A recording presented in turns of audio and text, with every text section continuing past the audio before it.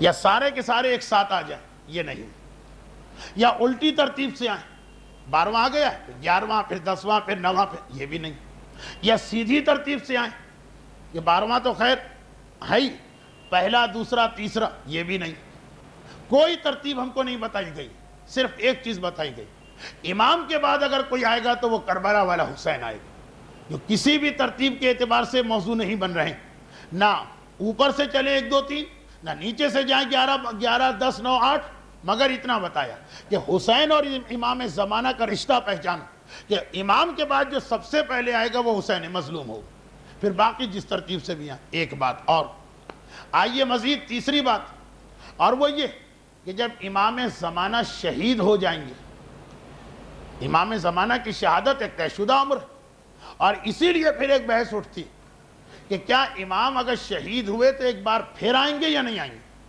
اس کے اندر کہ ہر مرنے والے کو، ہر شہید ہونے والے کو موت کا ذائقہ چکھنا، کیا امام زمانہ کا ایکسیپشن ہے یا نہیں؟ یہاں میں نے بڑے بڑے مراجع سے رجوع کیا تھا، انہوں نے کہا تھا کہ اس مسئلے پہ ہمارا علم ناقص، نہ ہم منع کر سکتے ہیں نہ ہم ہاں کہہ سکتے ہیں۔ یہ وہ مسئلہ ہے کہ جس کو قرآن نے کہا وَمَا يَعْلَمُ تَعْوِيلَهُ إِلَّا اللَّهُ وَالرَّاسِخُونَ فِي الْعِلْمِ، کہ اس مسئلے کو یا اللہ جانتا ہے یا راسخون فی العلم۔ آغا خود جیسا مرجع جب یہ لکھ دے کہ امام زمانہ کا دوبارہ آنا، اس کے بارے میں ابھی کچھ نہیں کہا جا سکتا، ایک طرف اصول بتاتا ہے کہ شاید آئیں، اور پھر بعض روایتوں کا جملہ کہ قیامت امام زمانہ کی حکومت میں آئے گی، وہ بھی یہ بتا رہا ہے کہ پہلی والی حکومت میں تو امام شہید ہو جائیں گے اور حسین کی حکومت شروع ہو جائے گی۔ یہ دو چیزیں بتا رہی ہیں کہ شاید امام زمانہ بھی اس شہادت کے بعد ایک مرتبہ پھر آئیں گے۔ یہ ایک الگ موضوع ہے، موقع ملا تو 26 رمضان کی آخری تقریر تک کبھی بھی ذرا روشنی ڈال دوں گا۔ ابھی تو اصل مسئلے کو مکمل کر دیں۔ امام زمانہ کی شہادت تو یقینی بات ہے۔ اچھا، شہادت پر اب وہی بات جو میں نے مسائل میں کہی تھی، کھارادر کے لوگوں کے کان کھڑے نہیں ہوتے، لیکن جب میں نے پہلی مرتبہ یہ پڑھا تھا مجھے یاد ہے کہ کتنی مخالفتوں کا سامنا کرنا پڑا تھا۔ نئی بات آپ نے کہاں سے پڑھ دی؟ ہم نے تو آج تک یہ بات نہیں سنی۔ اس وقت کثرت کے ساتھ یہ جملہ کہا گیا تھا، اب یہ بات اتنی عام ہے کہ ہر ایک کو پتا، مگر پھر بھی اس وقت سے اب تک کھارادر والوں کا ایک اعتراض چلا رہا، کیونکہ وہ جو ہماری تقریر تھی، تقریر نمبر 22، اس پر کھارادر کے مومنین اپنا حق سمجھتے تھے کہ ہمارے محلے میں یہ تقریر کی گئی، تو اعتراض بھی انہی کا اعتراض آتا تھا۔ چلے آج موقع ملا تو ہاتھ کے ہاتھ جواب دے دیں، اور وہ یہ کہ امام کی شہادت نئے لوگوں کے لیے عجیب مسئلہ، مومنین کھارادر کے لیے عجیب مسئلہ نہیں۔ یہ امام کو شہید کرا چکے ہیں، یعنی اس پہ مطمئن ہو چکے ہیں کہ ہاں یہ روایت سے ثابت ہے کہ امام کو شہید ہونا۔ لوگوں کا کہنا تھا کہ امام شہید ہوں گے، نئی بات، اور میں کہتا تھا اتنی تفصیل ہے امام کی شہادت کہ شاید باقی معصومین میں سے بجز امام مظلوم اور ابن ملجم والے واقعے کی کسی کے قاتل کی اتنی تفصیل نہیں۔ یہ تک بتایا گیا ہے کہ امام کب شہید ہوں گے، حکومت کے 70 سال بعد۔ کہاں شہید ہوں گے؟ دمشق میں۔ کیوں یعنی دمشق میں کیوں جائیں گے؟ بتایا گیا کہ کوفہ دارالخلافہ ہوگا، دورہ کرنے دمشق جائیں گے، اور دمشق کی بھی ایک گلی میں شہید ہوں گے۔ کیسے شہید ہوں گے؟ چھت سے پتھر پھینکا جائے گا، نوکیلا پتھر، جو سر اقدس میں پیوست ہوگا اور اس کے زخم سے شہید ہوں گے۔ اور ایک اور مناسبت آ جائے گی کہ باقی امام تلوار یا زہر سے جو شہید ہوئے، طریقہ ایک، صرف پہلا امام ہے کہ جس کے بھی سر میں ضربت لگی تھی اس کے زخم سے شہید ہوا، اور وہ آخری امام بھی ہے جو اسی سر کی ضربت سے شہید ہوگا۔ ضربت کے اندر دونوں میں ایک قسم کی یکسانیت آ گئی۔ اچھا، یہ بھی ہے کہ کون شہید کرے گا، اور وہ ہے کہ ایک عورت جس کا نام یا حمیدہ ہے یا ملیحہ، اور اس کے بارے میں یہاں تک لکھ دیا گیا کہ آنکھوں کا رنگ اس کے بھورا۔ اتنی تفصیل، کہاں شہید ہوں گے، کب شہید ہوں گے، کیسے شہید ہوں گے، کس کے ہاتھوں شہید ہوں گے۔ اور پھر ہمارا مجمع کہے کہ ہم نے پہلی دفعہ سنا، اور شہادت کے بعد کی بھی تفصیلیں۔ غسل و کفن کون دے گا؟ حسین دیں گے۔ دفن کہاں کیا جائے گا؟ دو روایتیں، ایک یہ ہے کہ مدینہ کی مسجد النبوی، پیغمبر کے حجرے میں ایک قبر کی جگہ اب تک خالی ہے۔ وہاں مدینہ کی مسجد میں 3 حجرے، ہر حجرے میں 2 قبروں کی جگہ۔ پہلے حجرے میں حضرت ابوبکر اور حضرت عمر، آخری حجرے میں جناب سیدہ اور شہزادہ محسن، بیچ کے حجرے میں صرف ایک قبر ہے رسول خدا۔ تو دوسری جگہ کس کے لیے؟ بہت سی روایتوں میں ہے کہ امام زمانہ کو وہاں لایا جائے گا۔ البتہ کچھ روایتوں میں ہے کہ کربلا میں دفن ہوں گے، اور مدینے کی مسجد میں حضرت عیسیٰ دفن ہوگے جب ان کا انتقال ہوگا۔ دیکھیں یہ ساری تفصیلات جو اس طرح سے ہمارے لوگ کہتے ہیں پہلی دفعہ سنا۔ تو خیر اعتراض یہ تھا، جن لوگوں نے اب تک کچھ نہیں سنا ان کو اس پر اعتراض کہ شہادت کیوں ہوگی، اور جنہوں نے سن لیا ہے ان کا یہ اعتراض کہ امام کے آنے کے بعد تو دنیا سے کفر ختم ہو جائے، یہ عورت کیسے بچ گئی جس نے امام کو شہید کیا۔ ایک بڑا اعتراض تقریباً 15 سال سے چلا رہا، جواب بھی میں نے دیا لیکن اس طرح تسلسل کے ساتھ نہیں۔ سن لیجئے اس کا جواب بھی۔ بے شک اختلاف تو ہے، اختلاف یہ ہے کہ جب امام کی حکومت قائم ہو جائے گی تو کیا سارے کافر ختم کر دیے جائیں گے یا اہل کتاب کو باقی رکھا جائے گا؟ دو نظریے ہیں، ایک گروہ کا کہنا ہے کہ کفر ختم ہو کے رہ جائے گا، دوسرے کا کہنا ہے نہیں، جو اسلام میں جزیے کے اتنے سارے احکام کہ یہودی اور عیسائیوں سے ٹیکس لو اور انہیں چھپ کر اپنے مذہب پر عبادت کی اجازت۔ اب تک تو کسی امام کے ہاتھ میں حکومت ہی ایسی نہیں آئی۔ فقہ کا یہ پورشن کس کے لیے؟ کہ یہ امام زمانہ کے لیے کہ وہ آئیں گے، باقی سارے مذاہب ختم ہوں گے، صرف یہودیت اور عیسائیت رہے گی اس شرط پر جو نجران کے عیسائیوں سے مباہلے کے بعد پیغمبر نے ایگریمنٹ کیا، تمہیں جزیہ دینا، کھلم کھلا اپنی عبادتیں انجام نہیں دے سکتے ہو لیکن اہل کتاب ہو اس لیے تمہارے جان مال محفوظ۔ بہت سارے علماء کا یہ نظریہ کہ امام آ کر سوائے اسلام کے سب کو ختم نہیں کریں گے، اہل کتاب باقی رہیں گے۔ پھر کہا گیا کہ اس کا کیا مطلب ہے کہ اسلام غالب آ جائے گا؟ جواب دیا یہی تو مطلب کہ دنیا میں کسی غیر مسلم کی حکومت نہیں رہے گی، حکومت صرف مسلمانوں کی ہوگی، باقی مذہب ہوں گے لیکن مغلوب، شکست کھائے گے۔ اس نظریے کی بنیاد پہ تو مسئلہ آسان، یہ حمیدہ ہو یا ملیحہ، یہ کوئی مومنہ نہیں، یہ معاذ اللہ کوئی سیدانی نہیں، یہ کوئی مثلا مسلمان نہیں، یہ ایک یہودن ہے اور یہودیوں کو اجازت دی جائے گی اس زمانے میں زندہ رہنے، مسئلہ ہی ختم ہوگا، کفر و شرک کا خاتمہ نہیں ہوگا، اہل کتاب باقی رہیں گے۔ اور پھر ایک عجیب مناسبت آ گئی، دنیا کا آخری رسول یا پہلا معصوم اسے بھی یہودن نے شہید کیا تھا، زہر دے کے، اور دنیا کا آخری امام اور آخری معصوم وہ بھی یہودن ہی کے سبب سے شہید ہوگا۔ کتنی مناسبتیں امام زمانہ کی جمع ہو رہی ہیں اپنے بزرگوں کے ساتھ۔ مگر اب اصل موضوع، یہ تو بیچ میں ایک اعتراض کا جواب، اصل موضوع وہ یہ کہ ہمیں اتنا تو پتا ہے کہ جب 14 معصوم آ جائیں گے تو امام زمانہ کے بعد ایک ایک معصوم کی حکومت شروع ہوگی۔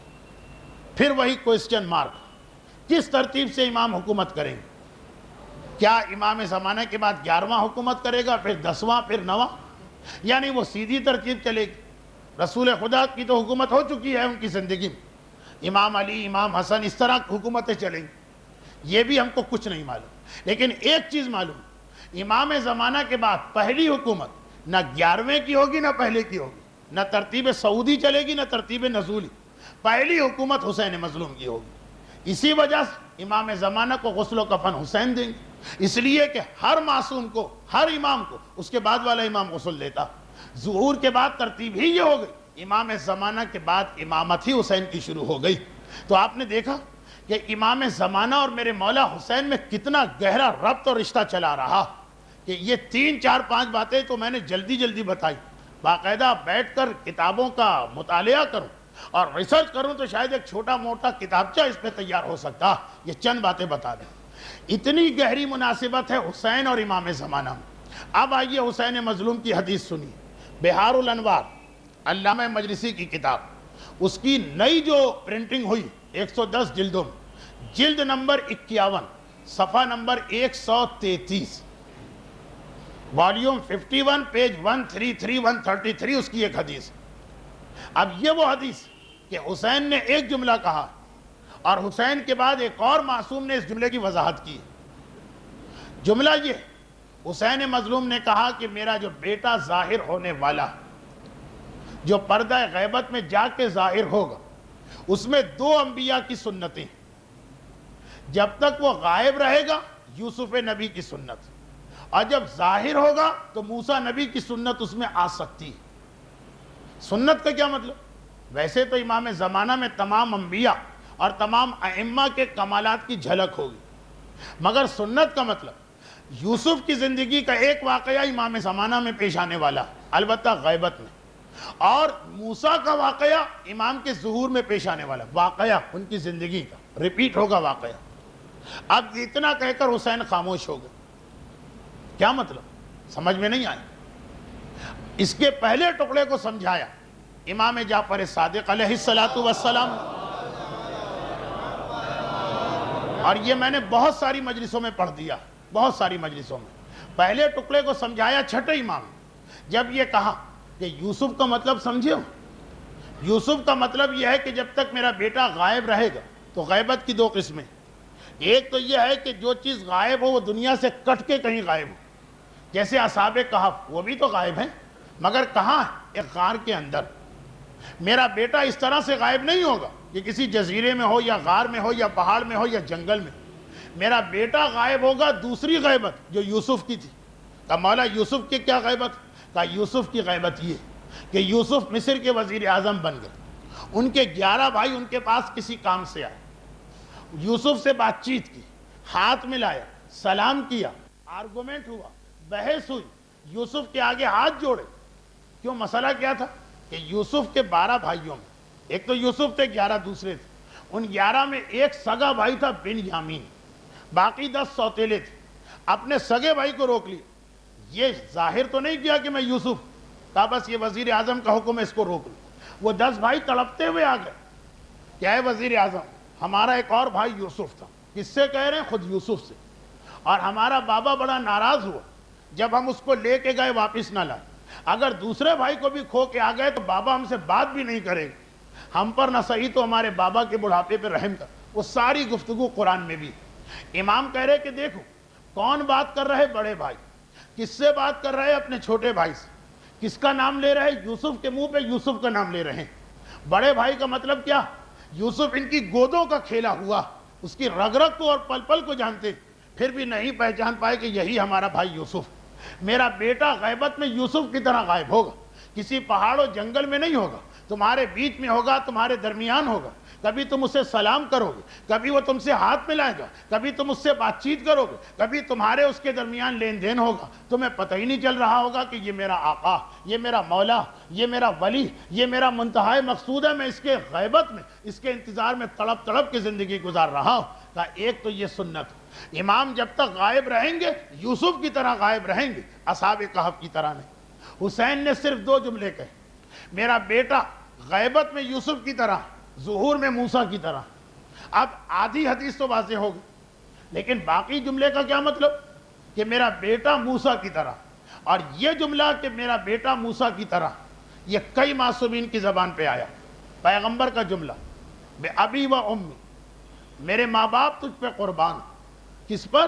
فرما رہے ہیں المسمى باسمی والمکنى بکنیتی، اس پر میرے ماں باپ قربان جس کا نام میرے نام پہ رکھا گیا اور جس کی کنیت میری کنیت پہ رکھی گئی۔ وشبیہ، وہ میری شبیہ، وشبیہ موسیٰ ابن عمران، اور عمران کے بیٹے موسیٰ کی بھی شبیہ۔ رسول نے بھی کہا آنے والا امام شبیہ موسیٰ، حسین نے بھی کہا آنے والے امام کا ظہور شبیہ موسیٰ۔ 8ویں امام کی حدیث ہے آنے والا امام بے ابی و امی، وہی جملہ، میرے ماں باپ اس میں قربان۔ کس پر؟ المسمى باسم جدی، جس کا نام میرے جد رسول خدا کے نام پہ رکھا گیا، اور وہ شبیہ موسیٰ۔ ہر معصوم امام زمانہ کو موسیٰ کی شبیہ قرار دے رہا، کیوں آخر؟ کیا چیز؟ اچھا باقی اماموں نے تو کچھ بھی نہیں بتایا، صرف اتنا کہا وہ موسیٰ کی شبیہ۔ حسین نے اتنا اشارہ دے دیا کہ ظہور کے معاملے میں یہ موسیٰ کی شبیہ۔ ایک چیز پتا چلی کہ باقی چیزوں کا تذکرہ نہیں، صرف ظہور کا تذکرہ، مگر اس سے بھی بات الجھی رہ گئی۔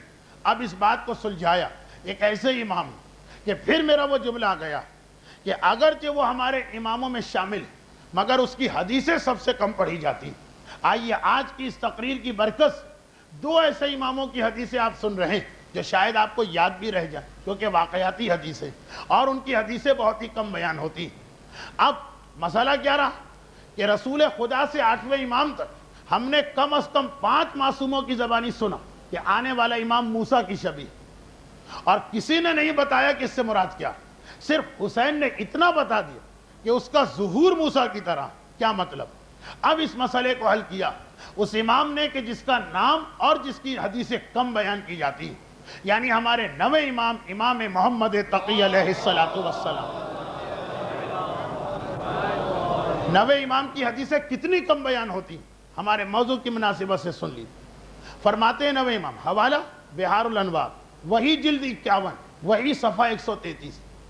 کیونکہ اس صفحہ 133 پر علامہ مجلسی نے معصومین کے اقوال جمع کی ہیں آخری امام کے بارے میں. اب نویں امام کی حدیث سن لیجئے. فرماتے ہیں کہ سنو، میرے بیٹے کی شان اللہ کے نبی موسیٰ جیسی ہوگی. اور کس چیز میں؟ کہا اس چیز میں. یہ پورے امام کے جملے کہ موسیٰ اپنی بیوی کے ساتھ جنگل سے گزر رہے ہیں. موسیٰ کا واقعہ ہر ایک کو پتا. فرعون کے محل میں پرورش پائی. فرعون کے ہم قوم ایک نوجوان کو ایک مقام پر نہی عن المنکر کے درمیان قتل کرنا پڑا. وہاں سے شہر چھوڑ کے ہجرت کرتے. جناب شعیب کی بیٹیاں کنویں سے پانی بھر رہی، مرد ان کو جگہ نہیں دے رہے، موسیٰ ان کی خدمت کرتے. بیٹیاں یہ نیکی دے کر انہیں بابا سے ملاتی. حضرت شعیب خود ایک نبی، چند سال خدمت کے بعد اپنی بیٹی کی شادی کر دیتے. البتہ یہ وہی بیٹی کہ بعد شہادت موسیٰ یا بعد وفات موسیٰ کے وصی جناب یوشع کے مقابلے میں لشکر لے کے آئی تھی. لیکن ابھی تو موسیٰ اپنی بیوی کے ساتھ اپنے خسر شعیب کے گھر سے رخصت ہو کے آ رہے ہیں اور جا رہے ہیں. راستے میں جنگل آ گئے، اندھیرا، رات کا وقت. قرآن کا 20واں سورہ، سورہ طٰہٰ، پہلا ورق پورا واقعہ رہا. اور نواں امام کہہ رہا ہے کہ یاد کرو. موسیٰ نے اپنی بیوی سے کہا ٹھہر جاؤ.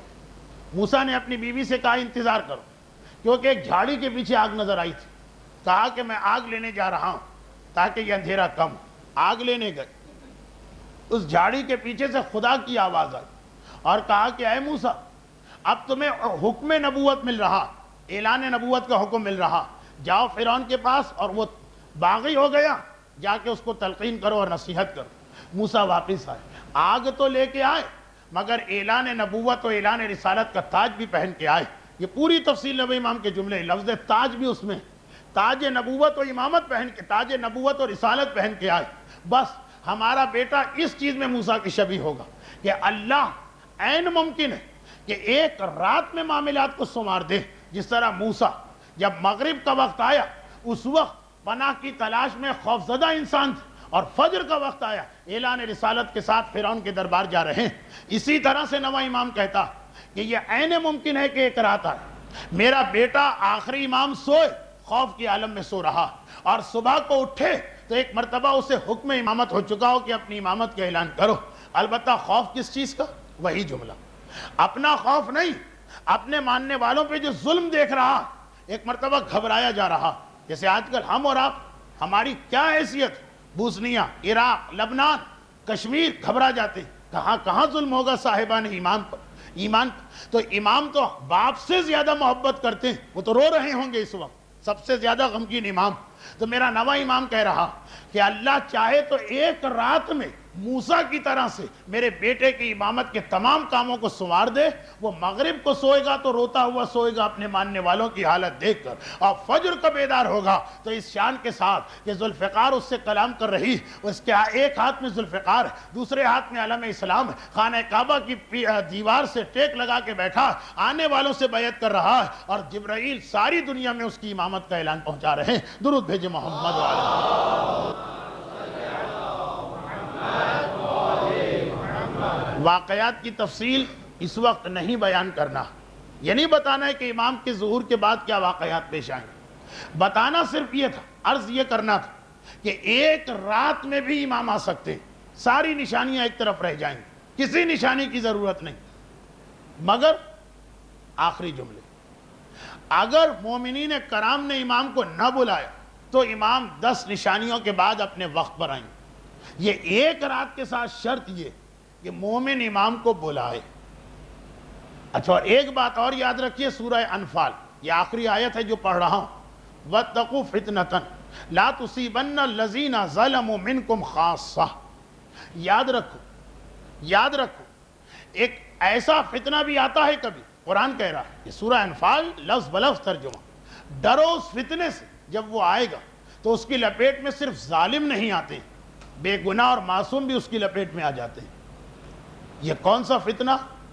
یہ وہ ہے کہ جس کے بارے میں امام اتنا ارشاد فرما گئے کہ بنی اسرائیل کی ایک قوم پہ اللہ نے حکم دیا کہ عذاب بھیج دو.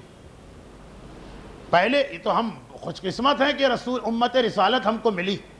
وما كنا معذبین وانت فیہم، اے رسول میں ان کو عذاب ہی نہیں دوں گا کیونکہ تم ان میں آ چکے ہو.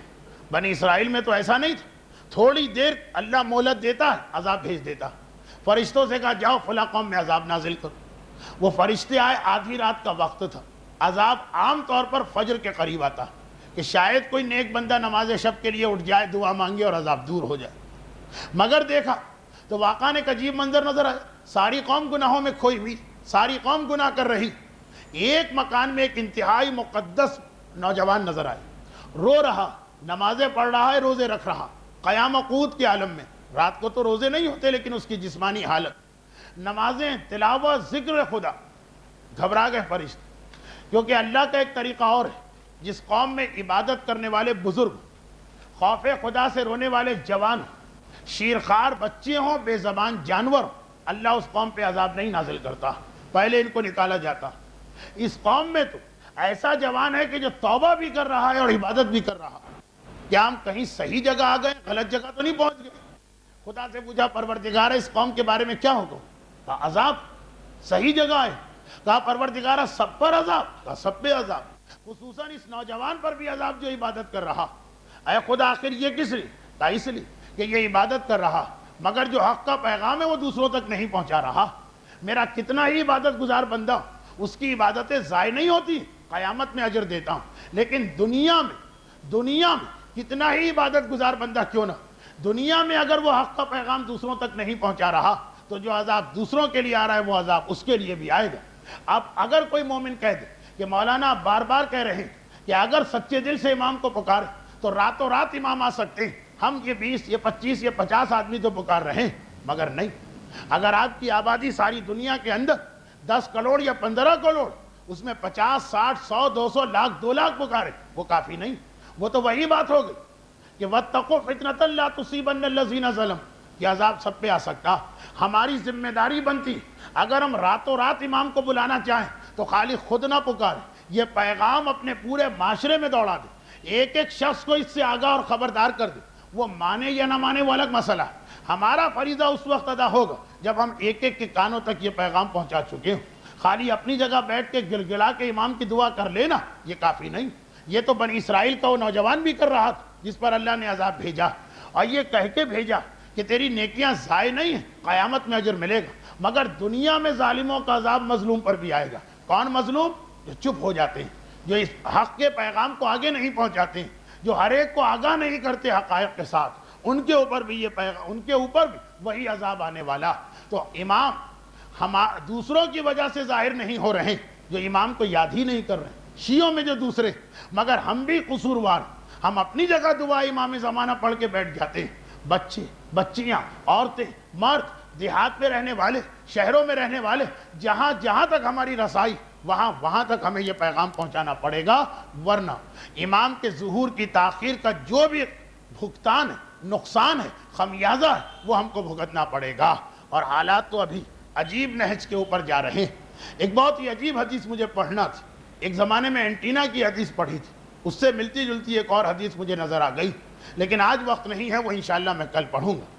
لیکن کسی بھی قوم کی بدقسمتیوں میں ایک بدقسمتی یہ بھی ہوتی ہے کہ اپنی قیادت اور اپنی رہبری کے خلاف ہو جائے. امام اس قوم پہ کیا بھروسہ اور اعتماد کرے جو اپنے مراجع اور مجتہدین کو بخشنے کو تیار نہیں؟ وہ نائب امام. جب اتنی ضدی اور اتنی جاہل قوم، یہ غیبت امام میں ایک بہت بڑا مسئلہ، ہمیں مرجعیت کی اہمیت کو پہچاننا.